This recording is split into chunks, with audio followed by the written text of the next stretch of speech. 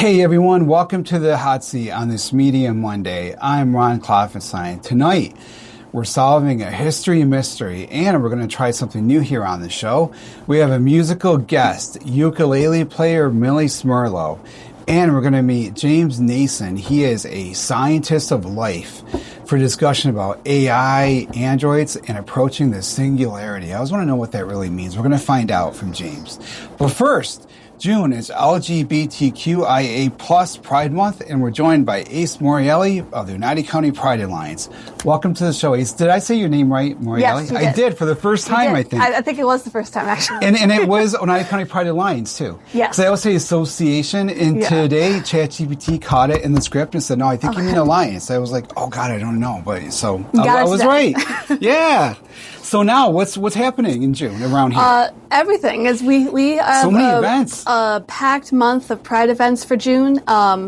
We are still finalizing when the flags will be raised, as we discussed. You may have seen the news. Yeah, there's going to be Pride flag in Utica.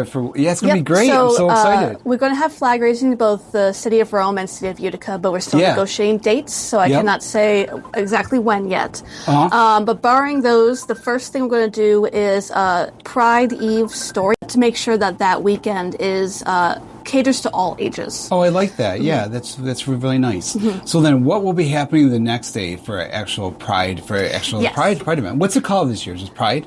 Yep, it's the Oneida County Pride Festival. Festival. Yep. So this year we are inside at the Clinton Arena. If those who've not been there, it's like right in the center of town. There's the ice rink, and we were able to book that. And so we have a bunch of fun stuff planned. We're going to have vendors, info tables, a bunch of performers lined up. We have some of our local drag performers as well as other different types. We're trying to make sure that queer people of all talents are represented, so we're making sure that it's a variety. Nice. We also have activities throughout the day for kids and adults, so we're trying to make it very engaging and fun for everyone. That's going to be 10 to 4 on June 6th, and we're hoping it's going to be a really great time. It's easy to find, too. Yes. You know, there's lots of parking and stuff, so, What are some of the fun events you're going to have? So we were discussing doing some really fun things, like maybe bingo session. We're going to have some crafts for kids, like a rainbow pinwheel making. Cool. So we're going to be actually announcing that pretty soon, so I don't want to give too much of a sneak peek from schedule ahead, but do check both our website and our socials when that drops. So I know you're on Facebook and on Instagram. What is the website? Our website is brand new. We only launched it a few months ago. It's the Oneida County Pride Alliance.org. Oneida County Pride Alliance.org. Correct. Okay. And we're going to turn that into kind of a one-stop shop for all of what is Oneida County Pride. Right now we have events on there that we are updating, and we hope to build it to be a good community resource. It is a slow thing, so we are slowly going to build it over time, but right now it's a great place to stop by and see what events we're doing and what's going on in the community. What are some of the other events that are happening in June that you know of? Yes, so after our Pride Festival, we have the after party. That's always fun. That's going to be at JCC this year, right on Oneida Street. Okay. It is $15 online, but $20 at the door. It is 18 plus. You know, we had to make something 18 plus. Well, it's good to have some things for adults too. You know, but it is alcohol free. So for those of you who so people like in recovery, it's a safe place to. We try and this year we're trying to step away from some of the more alcohol stuff, and JCC also is alcohol free venue anyway. That works out good. Good.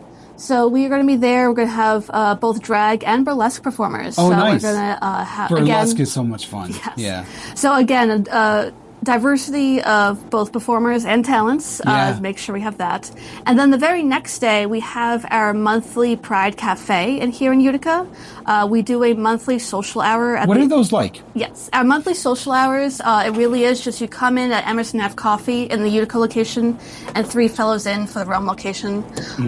And just have some coffee or tea, maybe a snack, and you just chat and make friends or see old ones while you're there for the 2 hours. It's a very informal, chill event, and we've grown to we're averaging like 30 people a month now. Wow, that's a good turnout. And so we hope for June that we could pack the cafe. We really hope to have it wall-to-wall people because we want to celebrate Pride Month. Yeah. And especially since we just did 3 events in 24 hours, that we that's could a lot just of have events. like a nice, chill way to end the weekend. Right. And then that'll be really great Pride weekend, like end cap. But then we even still have more events the rest of the month too. What else is coming up? Well, I have one too. I want to get mine in too. So on June 12th, Friday, June 12th, at the Jervis Public Library in Rome, they have a rainbow prom. And every year I volunteer as I'm like the greeter / bouncer if necessary. Hopefully he hasn't come to that yet, but so I always like to volunteer for that. So that's for ages 14 through 20. That's a kid thing. And it's free, and it's Friday, June 12th at the Jervis Public Library. And we're going to be tabling that too, so we're going to be there. You will. So you'll be there too. Great. Yeah. I'm really excited they're doing that again this year. Yeah. One of the great things I think is that we see so many other organizations get involved into their own stuff during Pride, which is really nice. Are you seeing that too? Yes, I am seeing an increase of that. Either they're doing some Pride stuff on their own, or they're reaching out to us to collaborate so we can make sure. Because one of the biggest things is Pride Month is there's not enough days to celebrate all. Yeah. So we're trying to organize to make sure things don't overlap, which is really difficult to do. Yeah, right. People want to do stuff on the weekends too. And I'm even trying I'm trying to be cognizant of even other counties. Like I don't want to schedule things during Little Falls Pride or Cass Pride. There's Herkimer Pride. Trying to be cognizant of everything's really difficult, but we do our best. But one such collaboration is going to be with Munson this year. Okay.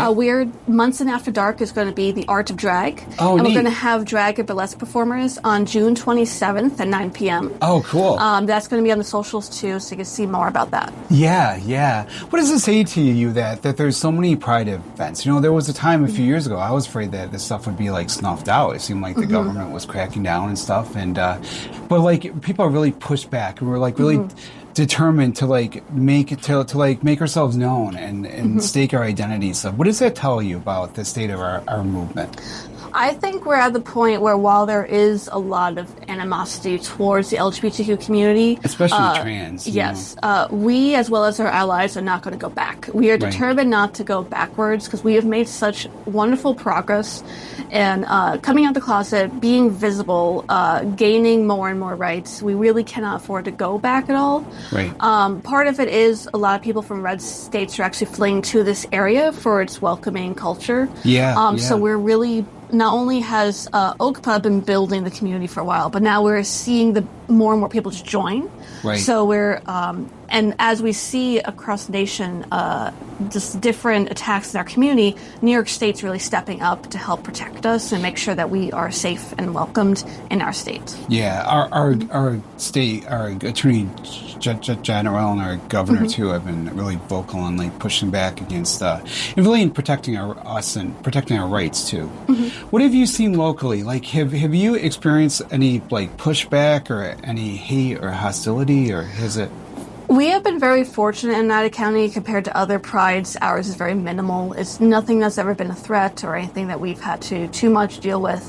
That's not to say that as in our everyday lives, we've definitely you get comments, people go to doctors and face transphobia or things. So definitely in the day-to-day lives is one thing, but as an organization, OCPA has mostly seen open doors, mostly been welcomed into pretty much all spaces that we are trying to get into at the very least. And if there ever is some resistance, we just kind of let that go because now we're third time. We have so many allies in this county. It is worth embracing them. And thank you, Heather Wazalewski, one of our allies who got us back into City Hall. We're going to raise the pride. We don't know when. We're going to raise the pride flag. And so why is it important to keep pushing for to fight for our rights and not be trampled upon? Why is it important? It's very important because, as I like to say, that if you don't use your voice, they'll use your silence. Oh yeah, good and point. if you don't voice the things that are important to you, if you don't voice the things that are happening to you and the injustices that are happening, they're going to take your silence as compliance, as saying that everything's okay. Right. And you really need to step up and be visible. And so while Pride Month is a party, and so there's great the visibility and the coming together of the community, we can't forget that Stonewall was a riot. Right. And that is why at the end... Which is where it began in 1969, June 28th. That is why on June 26th this year at the Rome Historical Society, we are holding our annual Stonewall anniversary, where we teach the community about what Stonewall was. Because surprisingly... Was it the 26th? It's actually the 28th, but due to the Historical Society's close to the 28th, so I have to move it this year. Okay. But no, I just want to make sure I hit my history. No, you're right. Yes, this year we moved it. I don't know my gay history, But surprisingly, a lot of people don't even know what Stonewall is. They've never heard of it. What is Stonewall? So Stonewall was on June 28th, 1969. Police had raided the Stonewall Inn, which was an underground gay bar. Mafia bar. Yeah, it was mafia. But it was one that we could go to, Yes, they paid off the mafia. We didn't care about that. Whatever they had to do. And back then, it was actually illegal for men to dance together in any way. Any kind of public homosexual relationships were just clearly illegal. Right. So the police raided the bar to beat them up, arrest them. It was kind of a routine thing back then. Yep. And for whatever reason, that night, one person picked up a brick and threw it at the cop. Right. And it resulted likely a woman who was trans, too. Yes. Due to lack of documentation, we weren't sure if she was lesbian or trans. Right. But she kind of faded into obscurity after that happened. Yeah. But what she did resulted in a 3-day riot. Yeah. And then, unlike all the other riots that happened in the past, this one, when the next year came around, in 1970, the people involved in the riot decided, let's do it again. And it became an annual march in New York City. Yeah. And that, for some reason, that was just the right time and place that has sparked a worldwide movement for LGBTQ rights. Yeah. And a lot of people just don't know the basics. They don't know who Marsha P. Johnson is, or Sylvia Rivera, who are the mothers. Who were they? They're the mothers They were of people Pride. that were there. Yes. Right. Actually, neither of them were present when the brick was thrown. They came later. Oh, I guess I don't know my history. See, a lot of people, I thought that they were, They were the people who kept it going, and they were considered like a lot of the mothers of the queer movement, but they just they weren't there like the second happened, because but they got that happens. But so what are you proud of? Wow, that's a very broad question. Like when people say today, I'm proud of the fact that like we fought for our rights. Yes. In my generation, we gained our rights, and that it took a long time actually for me to be able to say that I was proud of being gay, that I was okay with that. Just like to get to that point is what I'm proud of. Yeah, it's hard because we've accomplished so much in the 4 years that OCPA has been around. Just in your 4 years, And it's not even, because it's going to be 4 years in August, so we're not even there yet. Right, you've come a long way with that. You've done an excellent job, Ace. Thank you, thank you. And I was just kind of pick one thing. I guess I'm just proud of just how quickly it's grown. Yeah. Like, it literally just started as, we should organize the Pride Festival have it be a year-long effort, so the Pride Festival is big and well-organized and represent the community. And it has branched out into, we have 6 monthly events that happen, and then we have extra events like Sapphic and Sip.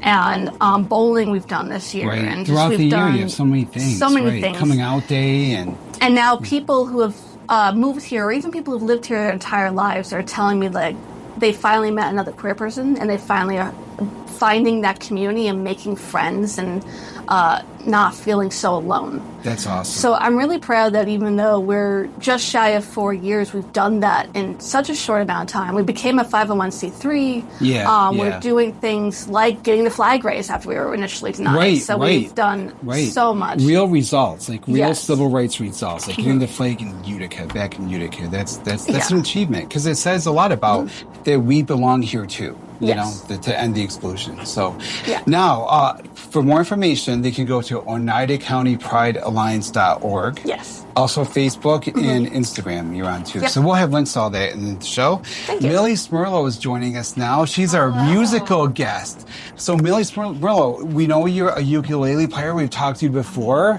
What are you going to play? Okay, first I just want to say I wish I had something that was more pertinent to the conversation that you guys just had. I was sitting here the whole time just watching you guys like, That was just it's good to hear. Like, you said, like, silence is complicity. Like, it's just true for everything. It's true in the little moments, too. And something you said, I was like, how am I going to segue that conversation to my song?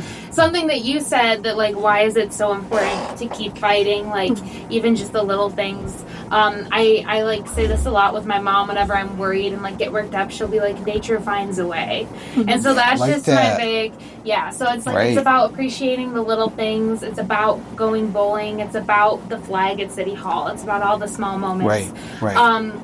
My song is about nature. It's called... Well, that's great. We love nature. Yes, we do. It's called The Friends Song. I wrote this. I was sitting out... That sounds like a perfect song for It's a perfect Pride. song. The Yes, Friends absolutely. Song, you know? It's about, like, appreciating the little things. I was sitting out at the pond. We have a little pond behind my house, which I, like, hadn't been out to ever for some reason. And then one day I just sauntered out there, and this was the first song I ever wrote when I started writing. And I was listening to the frogs, and they were, like, croaking a little rhythm. And then I just started singing. And I wrote this whole song in, like, 10 minutes. So this is my friend's song. Sometimes I'll be out playing, and I'll run into, like, a parent with kids, and they'll ask me to play something, and this is what I always play. Oh, so nice. This is the Friends song. Okay. Croak, my precious little froggy in the pond. Of this land I'm sure that you are fond. Me and you, I guess we share that bond. Shine, my little firefly, you burn so bright, illuminating spot into the night. Oh, how you inspire with your light. Sing, my birdie in the tree, then take on wing. To your babes you must find food to bring, witnessing your flight's a glorious thing. Buzz, my bees, I swear that I won't make a fuss. Oh, I know you do so much for us. The sweetness of your honey's just a plus. Hop, my rabbit in the field and never stop. Though you may wreak havoc on my crops, it's so cute to watch your ears go flop. Screech, my owl on the branch, then go and teach the wisdom that I know you have to preach. The universe is well within your reach. You are my friends, my species' time on earth may soon here end. I sing this song so I can make amends, for back to where we came we all are sent.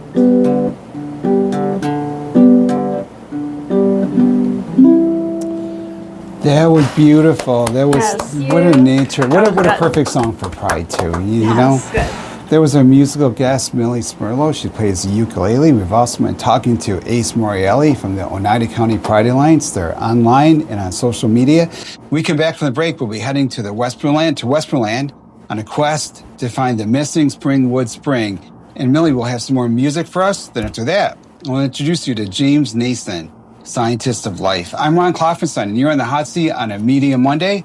I'll have more after the break. I'm Klopfanstein, and you're in the hot seat on the Media Monday.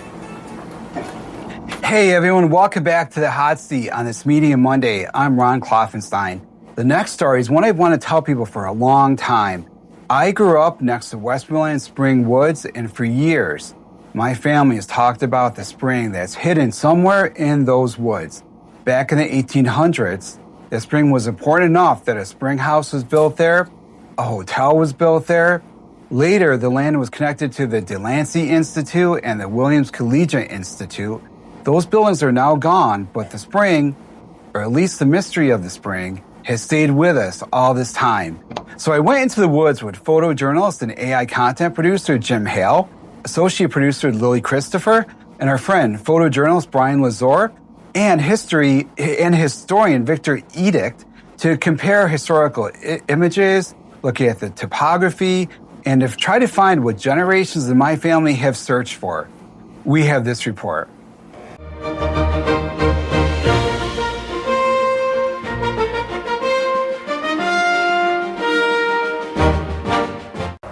I'm Ron Klopfanstein in the Spring Woods in Westmoreland. We're here today because I grew up here. I grew up in these woods, and we always looked for the actual spring in the spring woods because the spring has water from it that's so healthy that back in the 1800s they built a spring house, then they built a hotel here right in the woods. Then that hotel became the Delancey Institute and the Williams Collegiate Institute, which are both like prep schools, fancy academic institutions. All that stuff is gone now, but it's believed that the spring is still here somewhere. We just don't know where. I've looked for it forever. So today, historian Victor Edick plans to use new technology and research by Sheila Hoffman to find the actual sulfur spring in the spring woods.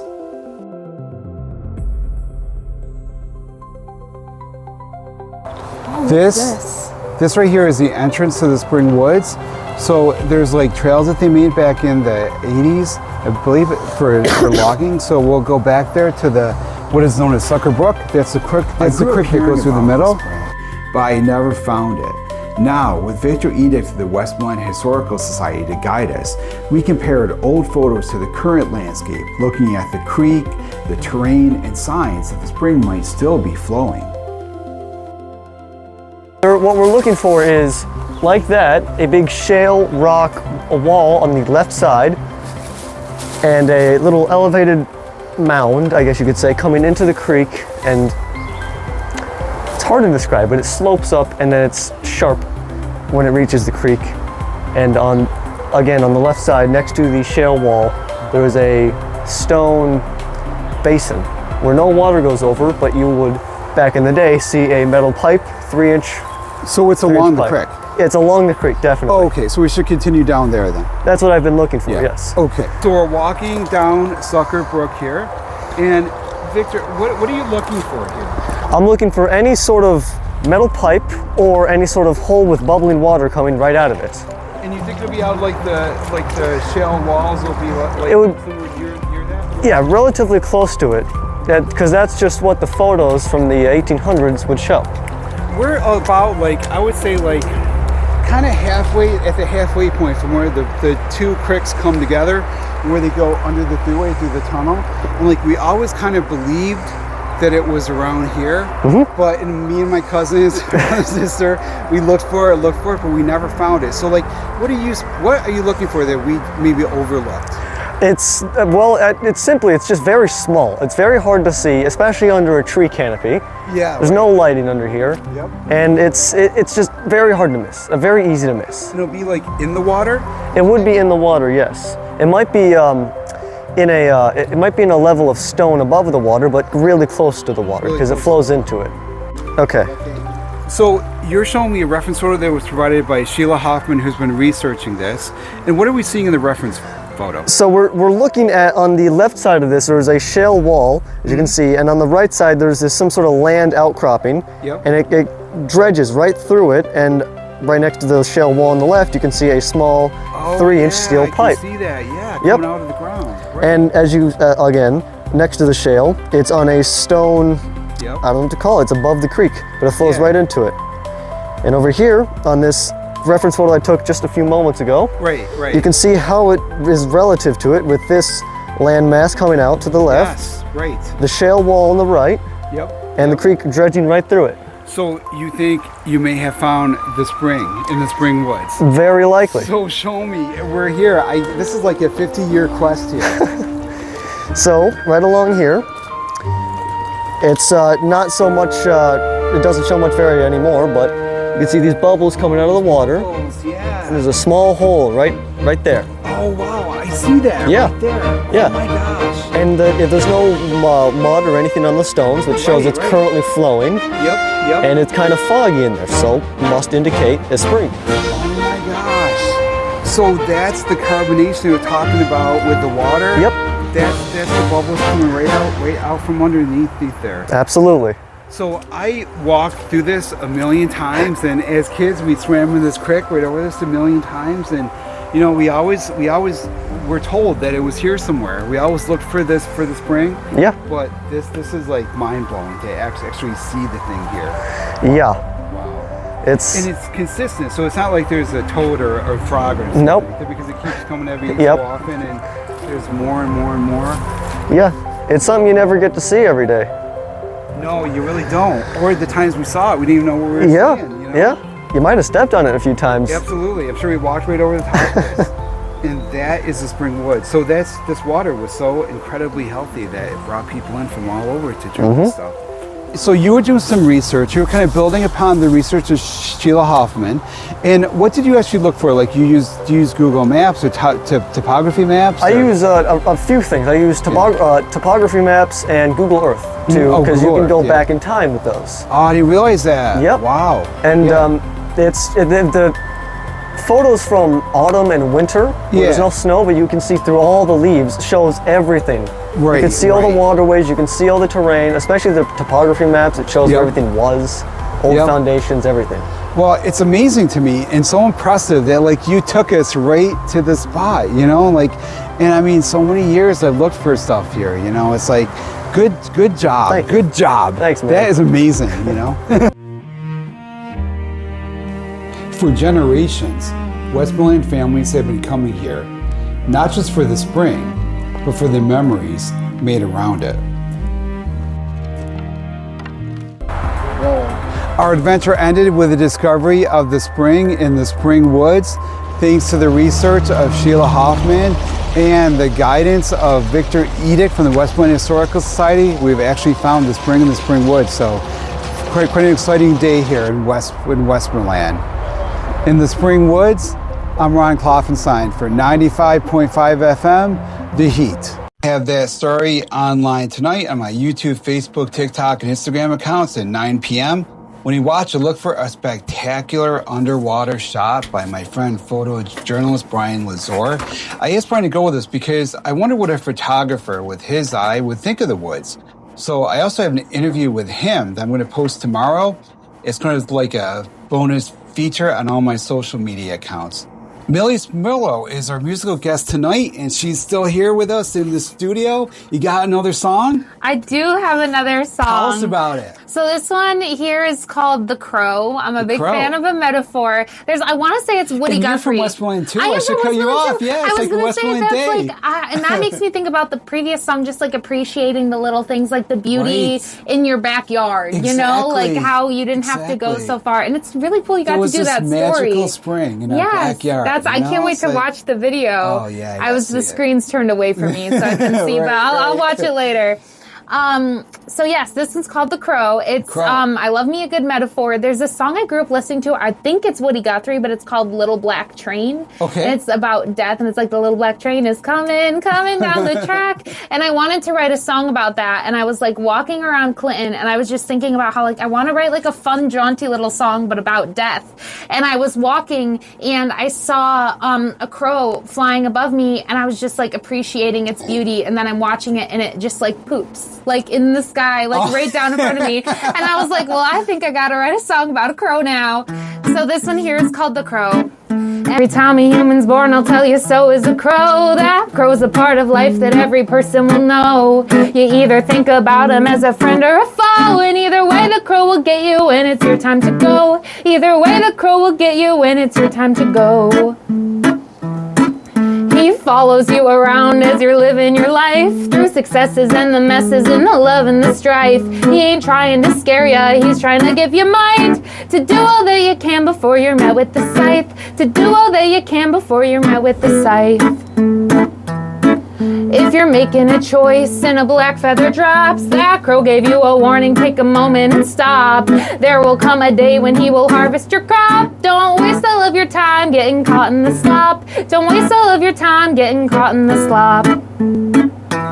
And every so often he'll scoop in with a claw, or he'll peck you with his beak or give you a little gnaw. He wants you to remember you're made of flesh, not straw. You're gonna come out with some scratches and flaws. You're gonna come out with some scratches and flaws. If the crow's flying above you and he's having the squirts. Don't get too angry if it lands on your shirt. He's got a sense of humor and it comes out in spurts. The crows are pooping on you just to keep you alert. The crows are pooping on you just to keep you alert. And I told your friend or foe that is how he's viewed. If you see him as a foe, let me tell you, you're screwed. All that fear and loathing will just lead you to brood. You'll spend all of your time being angry and crude. You'll spend all of your time being angry and crude.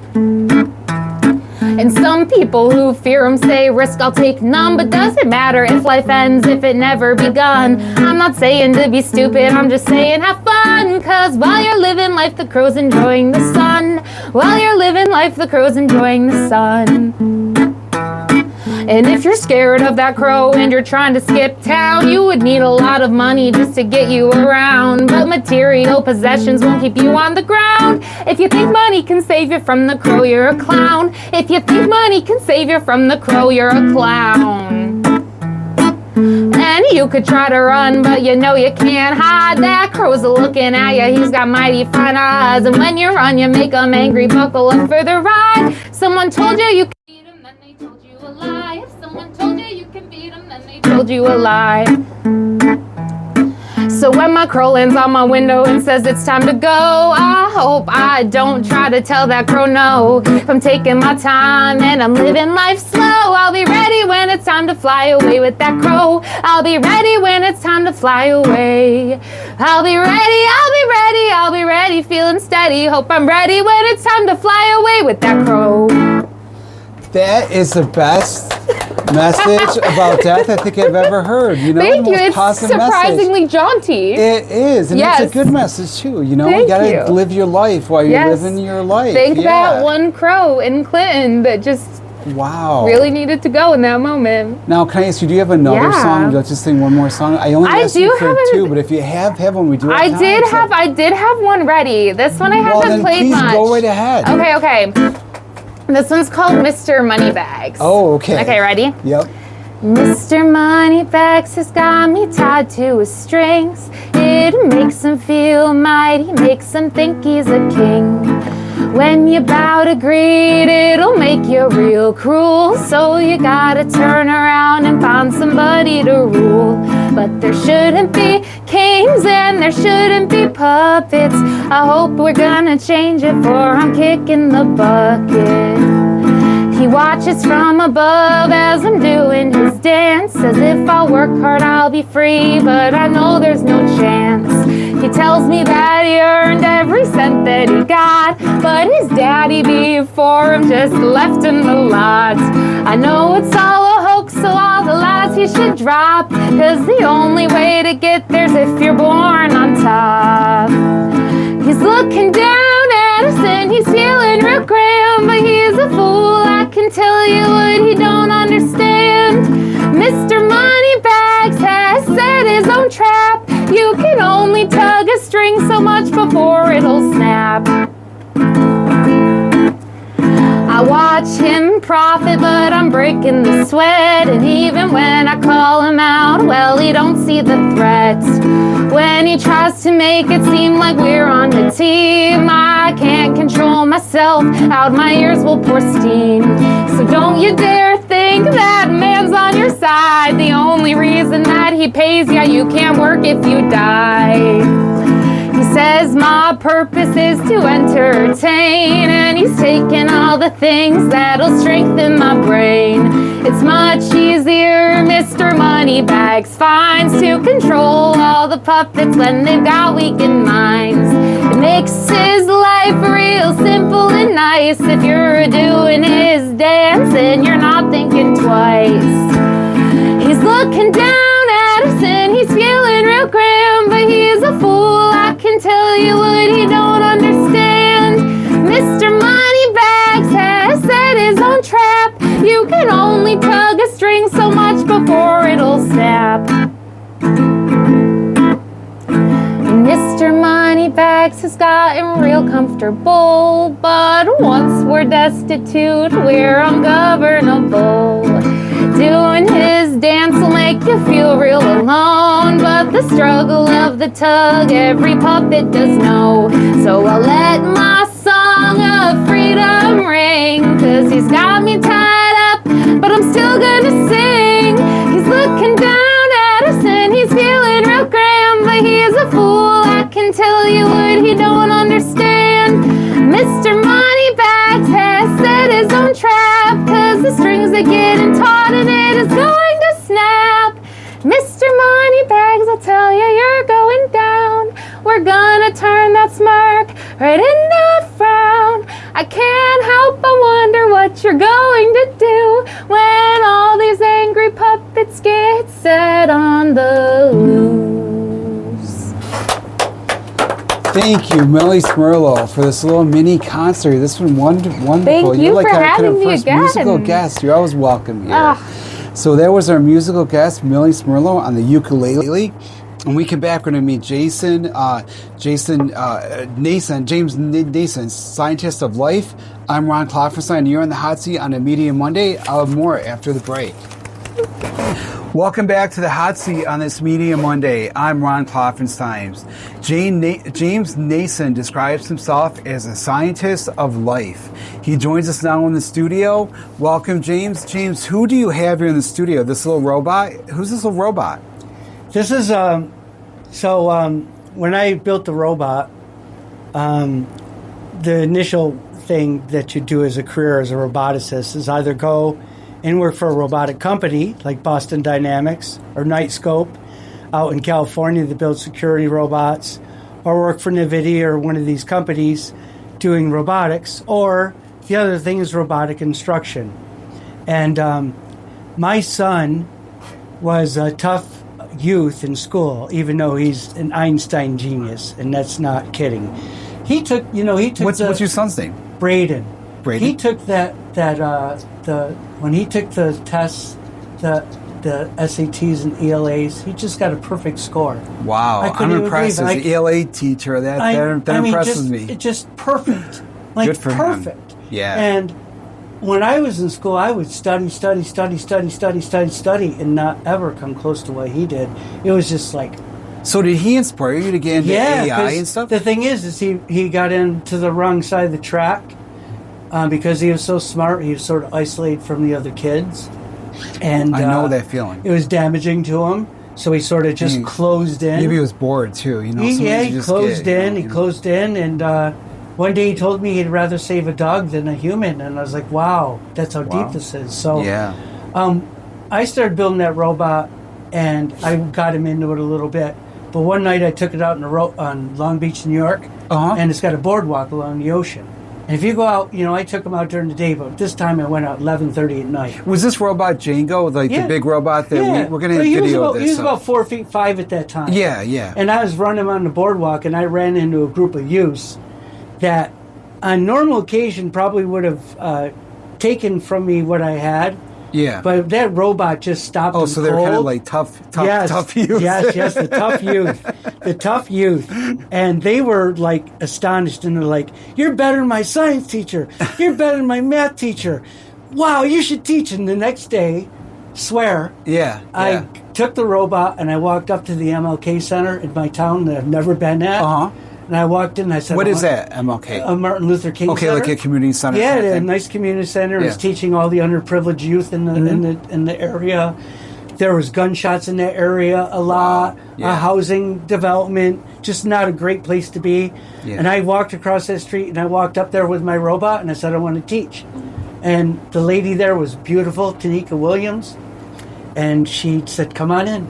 And I taught there for 18 months. And after that, I just never looked back. So it's like a life-changing... Yeah, I just loved it. I loved teaching the kids. Yeah. And where they would have programs to bring the kids in and force them in. Yeah. They'd all be playing basketball and doing it. Like, who wants to do robots?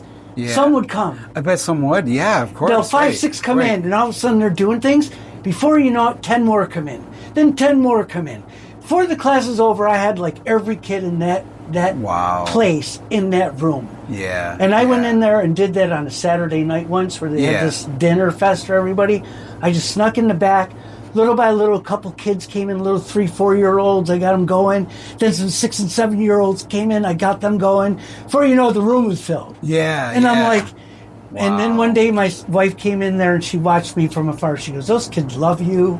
Yeah. And I noticed it when I went around town. I was like, that's it. So let me I just ask want to you, teach James. the kids. I see what a tough time they're having in school. Yeah. How tough it is to find a career path and find a way. And I figure I can help them along the way. Get them a better path. Yeah, and you've been doing this for like almost 30 years now, this AI stuff, long before most of us even heard of what AI was. You've been working on this robot too. You have two. You have a small tabletop one here, we have one downstairs. Like, after 30 years of doing AI and building these robots, like what are they? What is AI? How much of this, where does it become like a real thing, like a real person? Well, in the 90s, I started in AI and natural language processing and expert systems, Which is what? It's like predictive. No, it's natural language was just natural language processing, able to process English language. You mean English able to text. understand it? Yeah, and all Okay. happened with Marvin Minsky and his ELIZA test. Okay. What they do is they put a person in the room, a computer in the other room, Yeah. and then they did the control experiment with a person in the room and a human in the room, and they ran this test. And if ELIZA could trick the people, then it passed the test. It's called standard AI test, the ELIZA test. Okay. So a computer If program, it could trick the people, how? Into thinking that it's a they're real talking to a real person. Okay. And ELIZA succeeded. Wow. It tricked like 80% of the people. They thought they were And this was talking like back in the 90s? 65. Wow. 65? Minsky 1965? at MIT. Wow. Father So of this it. has been along for like Yeah. longer than I've been around. So he started it off, and they were just doing some basic things in the lab. But in the 80s, there was this thing, everybody wanted to do it. In the 90s, you started seeing this PC AI magazine. Yep. It was like a small publication, but the first time in the U.S. it was being published. And it talked about AI and neural nets and things like that. And it all comes down to a biological principle. So if you flood a neuron, eventually it just keeps on peaking and peaking and arcing and arcing and arcing, and then it excites, fires, and then drops down. I don't want to relate it to sex, but it's actually like that cycle where you rise, and you fall. That's that synapse thing. That's like how people think? No, that's how axons fire in the brain, neurons fire in the brain. How it works. So what he did is he figured out, if I could write a computer program that feeds this thing, and as it gets excited, it keeps on making this curve. Right. Eventually, it's going to get an arch and it's going to drop. Yeah. So he simulated that. Right. And it simulated a human neuron in the brain. Okay. And then they started building more AI. Yeah. So in the 90s, the thing was expert systems. They started for like simple things that assist someone at a job. It was very domain specific. It only knew like biology. Okay. So someone who would build a biology expert system and assisted someone in biology. Yeah. And they're all little silos. But then when, all this research and the data, this has been going on for years. Yeah. But people never had the hardware or the software or the components, the security, the integration. What I do today is based on hundreds and hundreds of years of people doing research, right back to Miss Lovelace, my favorite, who was in the 1800s with Charles Babbage. But that was for programming. She right? wrote the first program, the first code, right? in the first language ever. What is that? What is code? It's a way of taking instructions and making the computer be able to understand. So is AI like a super advanced code, or is it like doing its own synthesis outside of what it's programmed to do, which kind of makes it almost its own consciousness? Right now, so this is so like awesome, because in 2018, if you asked me if humans could beat robots, the answer is no. 2019, no. 2021, no. 2022, getting close. You mean if computers could be if robots could be a robot humans would surpass a human. Yeah. 23, closer. Okay. Because now they started to move around more. They built the robot dogs, they built the rovers, they built the drones. Yeah. They got more servos in it, more balance, more gyro, more AI, more vision system, more processing. And now all of a sudden they're catching up. Now they're like equal in like 2024. 2024 is like when they got equal to us. 2026, they've surpassed us. There's no doubt. So when I started teaching, I'd say no. But now, Absolutely. They whip us in every sense. How? Like, in what ways have they surpassed us? A robot can easily whip a person. How? Physically. They're way stronger. Well, yeah, faster. because they're machines. You see those. You see what these robots do in China and the other countries. They dance, they move, they do flips, they do parkour better than most humans do. They're faster, stronger, and when they figure out the batteries to give them, like, self-charging. Robo has self-charging. He keeps himself going. He can go forever. He has solar panels, and they trickle in. So that's it. So there's nothing that's going to stop. They're ahead of us right now.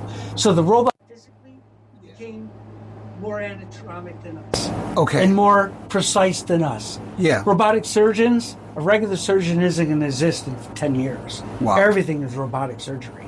There's not going to be someone going in unless they're out in the field. You think there won't be surgeons, like actually human? They're gone. Really? Wow. 10 years. They may assist, but the robot's going to do every surgery. Wow. 15 max. Yeah. 15 max, 10. Huh. They're going to be able to print you a new intestine in probably like 10 years. Wow. They're just going to crack you open, just print a new one, just slap it in. Now your intestine's brand new, based on your DNA. What is happening now? Like when I use ChatGPT, and I do use it a lot. Smart. It seems like it's a person. It really feels smart. like a person to me. Back in 2018, what is it? When I did software development, you'd have to peck for hours. Even in 2024, you had to peck for hours to find something. It would take me 3-4 days to debug something. So I found the right code, someone explaining in the way that I needed it to find a snippet to make something work. Right. With Google AI, I ask it, I tell it to write my code in what language, and it just gives it to me. It's incredibly intelligent. So with this incredibly intelligent. Like, what is actually happening? Like when I use ChatGPT, it seems they strange embedded to all the say knowledge. This. Okay, so what you do is you just start. My son is a devout Why does atheist. this seem so real? My son was a devout atheist. I was dogmaed as a child, became a heathen in my 20s and 30s. But then when I studied biology in 1996 through 2018, I did 20 years of biology. Intelligent design was just impossible to ignore. And then I said, oh my gosh, there is a creator. Yeah. Because I just saw the beauty in the design. Right. Like, I'm not kidding you. From the molecular level all the way up to the physical and what we are physically. So when my son got me in the robot, they were synergistic. So I already did an AI brain, a real primitive one. Yeah. I built a virtual human in biology, in code. And now my son gave me the physical idea. Now I just take the virtual and I map it in my physical, and I got it. And I got the brain. So he was like saying about an atheism, he's like, I'm like, look, dude, I mean, if I tag the entire world right now with sensors, every rock, every tree, every plant, everything, all the soil, all the elements, all the people, all the cars, it's like Isaac Asimov with the psychoanalyst. They could predict everything because they knew where everything was. Right. They knew when someone's going to get in a car accident because they knew the person was distracted on the phone. They could see the truck coming down the street. They knew what that guy was doing, and they could just know. Yeah. It's like, so I say, if I do all that and I tag the whole earth and watch the whole earth, am I not like an omnipotent being? Yeah, right. And that's what Elon Musk has right now in his back pocket. So what would happen if... So there's 5 scenarios that he was talking about today. Well, like, what would happen if they're going to take us over. Right, yeah, that's what and put us in the zoo. Right. That's like the most likely. Oh, the most likely? Most likely. Okay. Take us over and put us in the zoo. Another one is... How many years away is that? Less than 10. Oh, crap. Okay. Well, what are some other possibilities? The other one is we box them in and have our God in the void. Okay. Oh my gosh, that's what it is. They're creating. I thought about it a few hours ago. That's my saying. They're creating a God in the void, in the dark soil of everything that we call Earth and reality. Yeah. They're building like a God in it. What do you mean? Like, what is they? Are you mean all the AIs all the together coming and all together, the or the people? All the people are building it. What is the singularity? You talk. Yeah, Elon says we're in it. Well, what is it? Because I've heard that phrase before. I see it from Carl Sagan's point. And which was what? Way back in the 90s, he had the show and he always talked. And he was an atheist too. But he said, one day, when we get these clones all ready to go, and we get all this technology all ready to go, and we're masters and dominion of our universe, that's when whoever is above is going to come down and say, enough. He goes, I don't know who that's going to be, what that's going to be, but someone's just going to come down and say enough. So, like, you think that the rise of AI and androids and robotics is significant enough to, like, be the end of the world? Or is it, like, we're reaching a point where, if like, you play a game of Spore, it's all, like, biotic life against biotic life, so we fight for food. Robots won't have that, so I don't know. There's a way, because they use different resources for us. I mean, if we mine them titanium and keep their batteries going and maintain them and help them along, we could probably have some type of symbiosis, because they have different needs from the Earth than us. If we need to, can we stop them? Well, because humans can heal, for one thing, and robots, if they're broken, they're broken. They're trying to do legislation right now. That's what Elon Musk was talking about. But what does that actually mean? Like, when you say singularity, stop. What does that actually mean? I still don't understand. Like, singularity, is that like when robots are like have a personality like people too, or like what'll happen? I call it the time that humans' reality shatters. Okay. Because of AI? Everything. Everything together. See, it's funny. So I could create like a super board and go all this route with with biotics. Instead of creating planes, I could have made big birds. I could just play with DNA. Put our time into biology rather than engines and machines. And we'd all be running around, flying around on birds and dinosaurs, because we're creating the life we want. Well, we have the ability to pretty much do that in the lab. And people are doing it. And they're messing around, because there's other countries in the world that don't have the NIH and other safeguards in place, or the moral authority. So they're running amok in biology. So you create like a superhuman that could be smarter and faster than a robot. Wow. Or you can invest in robots and make them faster. So it'll probably be a race between biology and machine. What do you think will happen in the very near future? All types of biology, though. What do you think will happen, like, in the very near future with AI? What changes? People are going to lose their jobs in mass. I think we're kind of seeing that already. But it's going to be insane. There's probably nothing you can't do except for just, like, the basic core labors. Well, you look at it. Nursing, occupational therapy, anywhere where someone wants a human touch, healthcare, they're all pretty much safe. Nurses, too. But doctors are going to be AI doctors. They're going to ones that the doctors and surgeons are going AI, the specialists. Anybody who directly works with the patients, okay. Physical, like pipe laying, plumbing, electricians, they're still good for another 10 years, 15. But after that, the houses will just print themselves. You'll just come out, the houses will have everything in them. Because they're building them now. They just print them. And that will be the model. You'll just print a house and it'll print the electrical cable, it'll print the plumbing, it'll print the concrete, it'll print everything. Wow. Right now it just prints the parts, but eventually it'll just print everything.